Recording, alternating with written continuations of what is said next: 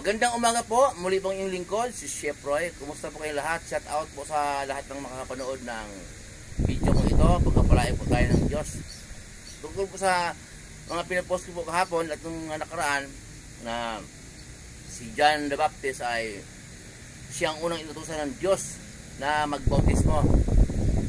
Nagbautismo po siya sa ilang ng Juda. Doon po sa ilog Jordan. Doon sa ilang ng Juda siya simulang mangaral. Nagbautismo po siya sa ilog Jordan. Dinarayo siya ng maraming mga taga buong Jerusalem, buong Hodja at sa magkabilang panig ng ilog Jordan. Okay. Lumapit din po sa kanya ang ating Panginoong Jesus upang magpabautismo po. Noong una tumanggi si John the Baptist na bautismohan niya si Jesus. Sabi niya, dapat nga ako ang magpabautismo sa iyo. Kasi po, alam ni John the Baptist na siya yung anak ng Diyos. Siya yung pinadala ng Diyos upang tubusin ang ating mga kasalanan. Ang kanyang dugo ang maghugas sa ating mga kasalanan. Ang kanyang dugo ang maglinis sa ating karumihan. Alam ni John the Baptist yun. Kaya sabi ni John the Baptist, dapat nga ako ang bautismuhan mo. Sumagot po si Jesus na hayaan mong maganap ito upang matupad ang kalooban ng Diyos Ama na makapangyarihan sa lahat. Kaya may babasahin po ko sa inyo sa Mateo 3:16. Pakinggan po ninyo, babasahin yung lingkod. Nang mabautismuhan si Jesus, kaagad siyang umahon sa tubig. Nabuksan ang langit at nakita ni Jesus ang Espiritu ng Diyos na bumababang parang isang kalapati at dumapo sa kanya, at isang tinig mula sa langit ang nagsabi, ito ang minamahal kong anak na lubos kong kinalulugdan. Ito, yung tinig na yun mula sa langit, Diyos Ama. Diyos Ama po yung nagsalita. Talagang pinagbilin siya sa atin. Damay tayo kasi nga ang Bible pinasulat ng Diyos sa itong New Testament, pinasulat ng Diyos sa mga apostol at Panginoon Jesus sa pamamagitan ng banal na Espiritu. Kaya ang Bible po, tao ang gumawa, tao ang sumulat, pero tao na pinili ng Diyos. Pinili ng Diyos na magsulat. Okay? Tinig mula sa langit. Ito ang minamahal kong anak na lubos kong kinalulugdan. So, pinagbilin po sa atin. Pinagbilin. Talagang ang Diyos mismo nakikipag-usap sa mga tao. Nakipag-usap sa atin. Salita. Di gaya ng Old Testament na ang mga tao hindi basta-basta kinakausap ng Diyos, kundi propeta lang. Propeta lang kinakausap ng Diyos. Ang propeta naman ang magsasabi sa mga tao. Yun po yun. Kaya sinabi dito, nang mabautismuhan si Jesus, agad siyang umahon sa tubig. So, marami pong natisod po dito. Sabi nila, o kita mo, binautismuhan si Jesus ni John the Baptist. So, tao siya. Okay? Tao siya. Tao nga. Ang inyong lingkod po, hindi ko kontra doon. Tao nga. Tao nga. Pero, nagkatawang tao po. Okay? Nagkatawang tao siya. Pinadala ng Diyos Ama dito sa lupa upang iligtas tayo sa ating mga kasalanan. Kasi nga, hindi natin kayang iligtas ang ating sarili kung tayo lang ang magligtas. Kaya, mababasa po natin sa John 3:16. Gayon na lang ang pag-ibig ng Diyos sa sanglibutan. Ibinigay niya ang kanyang bugtong na anak upang kung sino mang sumasampalataya ay hindi mapahamak, kundi magkaroon ng buhay na walang hanggan. Yun po, maliwanag po yun. Si Jesus po yun, ang totoo ko eh. Kaya, dito po, nagbabautismo po si Jesus kay John the Baptist dahil yun po ang gusto ng Diyos Ama na makapangyarihan sa lahat. Okay?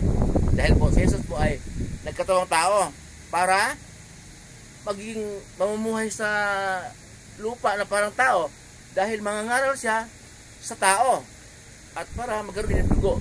Kasi po kung darating siya dito ng Espiritu, wala siyang dugo. Dugo ang kailangan panglinis sa ating karumihan. panghugas sa ating mga kasalanan, kaya siya nagkatawang tao. Kaya kailangan na magbautismo siya.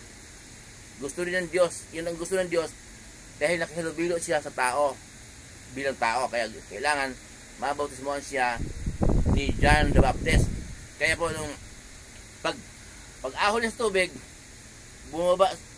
nakita niya bumaba ang Espiritu Santo at dumapo sa kanya. Tinig mula sa langit, nagsabi, ito ang minamahal kong anak. So, hindi po totoo yung ibang doktrina na si Jesus at yung Ama ay isa. Maraming doktrina kasi kung ano-ano. Paano nag-iisa? Si Jesus umahon sa tubig. Yung Ama nandoon nagsalita sa langit. May speaker doon na nakakatawa na po. Ang doktrina ng iba po, si Jesus at yung Ama ay isa. Yun po ang ibang doktrina ng mga ibang relihiyon. At iba po yung Espiritu Santo. Bumaba sa kanya na parang kalapate at dumako sa kanya. Okay? Malinaw po dito sa Mateo 3:16. Basahin po ninyo kasi ang yung lingkod pagka nag-discuss po, may verse akong binabanggit. Hindi po sa sarili ko po nagagaling ang mga sinasabi ko, kundi sa Bible. Ang Bible po ay salita ng Diyos. Kaya dito po mapatunayan natin dito na ang Diyos na makapangyarihan sa lahat, dito Ama at si Jesus ay hindi po isa. Sinabi ni Jesus na ang Diyos at ang Ama ay isa. Ako at ang Ama ay isa. Sabi ni Jesus, ako at ang Ama ay isa. Sabi ni Jesus, pero ibig mo sabihin, iisa. Parehas ng Diyos. Ang lahat po, kahit libo-libong tao, pwede maging isa. Paliwanag po siya. Iisa tayo sa panampalataya. Tama ba? Ang dalawa, tatlo, pwede maging isa. Iisa tayo sa ating paniniwala. Di ba? Kaya, hindi po ibig sabihin na ang sabi ni Jesus, ako at ang Ama ay isa. Hindi po nahulugan na siya yung Ama. Bumaba sa lupa. Paano yung makikita mo natin na si Jesus nakikipag-usap sa Ama sa John 17, kung basahin po natin, nakipag-usap sa Ama. Kaya hindi po pwede yun na kasi inyo, nagtataka din mo ako kaya doktrina nila si Jesus at ang Ama ay hindi yun, nagtataka mo, maraming maniniwala, maraming tagasunod, pero wala na pong basagan ng trip, sabi nila yun talaga ang gusto nila kaya po masabi natin doon sa Bible na hindi lahat ng tao anak ng Diyos. Sinabi din ni Jesus sa John 8:44, ang diablo ang inyong ama. Malinaw po yun. At doon po sa pinaliwanag ko po nung nakaraan pong content na sinabi John the Baptist sa mga parasiyo at mga parasiyo at saka mga sedusyo na lahi ng mga alupong. So pag alupong po, ahas. Yung ahas po, simbolo ni Satanas. Okay? Lahi ng mga alupong. So hindi talaga lahat ng tao anak ng Diyos. Pero sa isang banda po, tayong lahat po na namumuhay sa mundo ito sa panahon ngayon, pwede po nating ihiling sa Diyos na pagkalooban tayo ng kaunawaan, pagkalooban tayo ng banal na Espiritu upang manguna sa atin para maunawaan natin ang kanyang salita. At tayo po ay magkaroon ng puso at isip na sumunod sa turo ng ating Panginoon Jesus. Dahil yun po ang gusto ng Diyos Ama na kapangyarihan sa lahat. Tinig mula sa langit po ang nagsabi, ito ang minamahal kong anak na lubos kong kinalulugdan, pakinggan ninyo siya. Maliwanag po yun, mababasa natin sa Mateo 17:5. Muli po yung lingkod, si Chef Roy. Mabuhay po kayo lahat, pagpalain tayo lahat ng Diyos. Kasamahan tayo kahit saan tayo pupunta, mga trabaho, pinasukan po ninyo, mga negosyo, kahit anong pinagkakitaan sa buhay ayon sa kalooban ng Diyos.